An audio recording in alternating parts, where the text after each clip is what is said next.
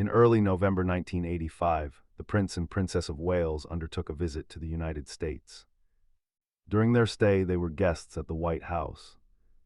On the evening of November 9th, a gala dinner was held in their honor. The event brought together prominent figures from various fields. Attendees included actors Tom Selleck and Clint Eastwood, performer Neil Diamond, dancer Mikhail Baryshnikov, designer Gloria Vanderbilt, businesswoman Estee Lauder, and opera singer Leontine Price. Invitations for Travolta, Eastwood, and Diamond had reportedly been extended at the suggestion of the princess herself. As the night progressed, First Lady Nancy Reagan approached actor John Travolta. She relayed that the Princess of Wales wished to dance with him. Travolta later recounted the moment. Around midnight, he summoned his courage, approached the princess, tapped her shoulder, and asked if she would care to dance. She accepted, turning towards him with a characteristic dip of her head. For approximately 15 minutes, they moved across the floor together. The music accompanying their dance included well-known tracks from Travolta's own film career, specifically songs from the soundtracks of Saturday Night Fever and Grease. Subsequently, the pair yielded the floor.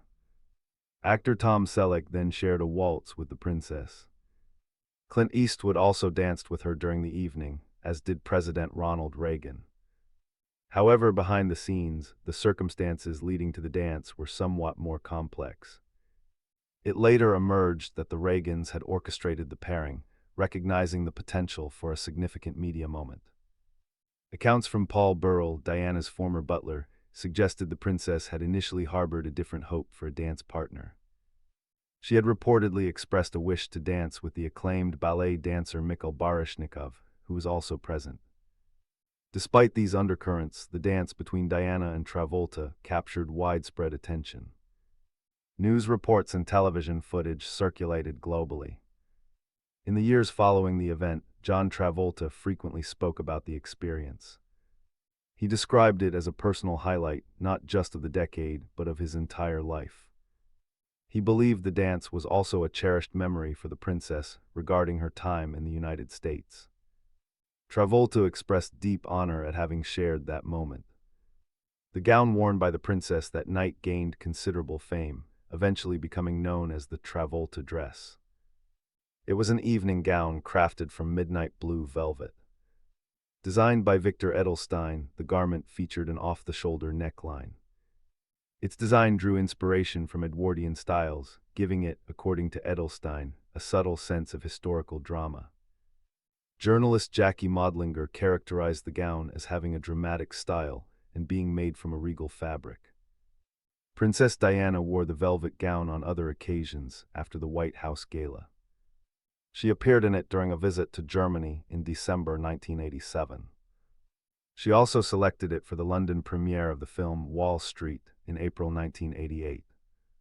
Its final official use came in 1997. The Earl of Snowdon, uncle to Prince Charles, created a formal portrait study of the princess, and she wore the Edelstein gown for that sitting.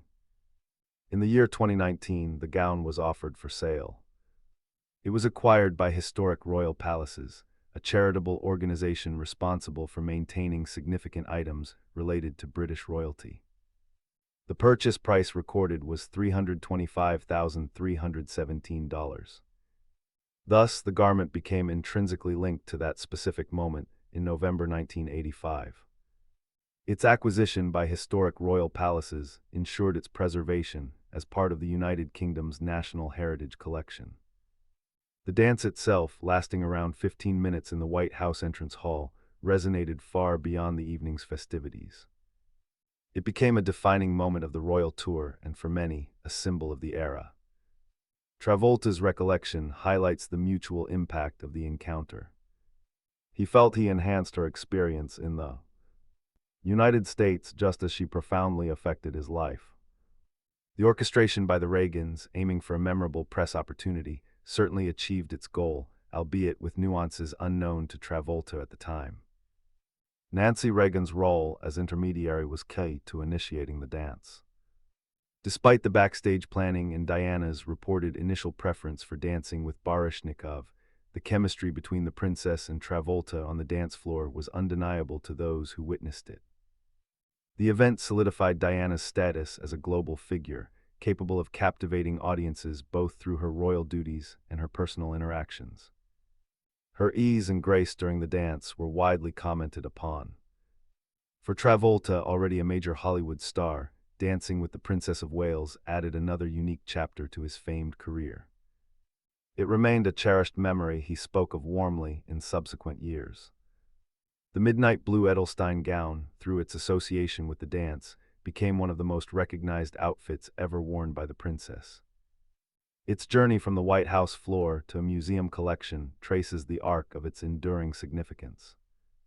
The night itself represented a unique intersection of politics, royalty, and Hollywood glamour, characteristic of the mid-1980s social landscape. The Reagan White House often hosted such star-studded events.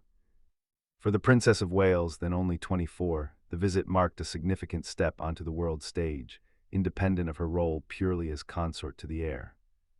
Her interactions throughout the evening demonstrated a growing confidence. While the dance with Travolta became the most remembered part of the night, her dances with Selleck, Eastwood, and President Reagan also contributed to the overall narrative of a successful diplomatic and social occasion. The choice of music, drawing from Travolta's popular film roles, added a layer of contemporary pop culture relevance to the otherwise formal state dinner setting. It created a bridge between established tradition and modern entertainment. Years later, the story continues to be recounted, analyzed, and celebrated. It remains a fixed point in the timelines of both Princess Diana's life and John Travolta's career. The careful preservation of the Edelstein gown ensures that a tangible link to that evening endures, allowing future generations to connect with the history of the event. Ultimately, the 15 minutes spent dancing transcended the immediate context of a White House gala. It became a moment embedded in the cultural memory of the late 20th century. The circulation of reports and footage related to the dance significantly boosted Diana's already high profile in the United States. Americans were fascinated by the young princess. During this period, her blend of royal status with apparent relatability resonated strongly across the Atlantic. The dance seemed to embody that combination. While part of an official state visit involving formal duties, this particular interaction offered a glimpse of something less constrained, more personal. It contrasted sharply with traditional diplomatic engagements. The planning by the First Lady's office underscored the perceived importance of public image and media moments, even within the structured environment of international relations. As events unfolded, the narrative took hold, a princess and a movie star sharing an impromptu, almost fairy tale-like moment. This story captured the public imagination. Even the fact that Tom Selleck, another prominent actor of the era, subsequently danced with the princess added to the evening's unique blend of royalty and celebrity culture. The specific choice of music, particularly hits from Saturday Night Fever and Grease, grounded the regal occasion in contemporary popular culture, making it accessible to a wider audience. Decades later, the event is often cited in discussions about Princess Diana's global appeal and her ability to navigate and influence media narratives. It serves as a historical marker, reflecting the celebrity dynamics and cultural climate of the mid-1980s. The memory persists, independent of any specific recording or article.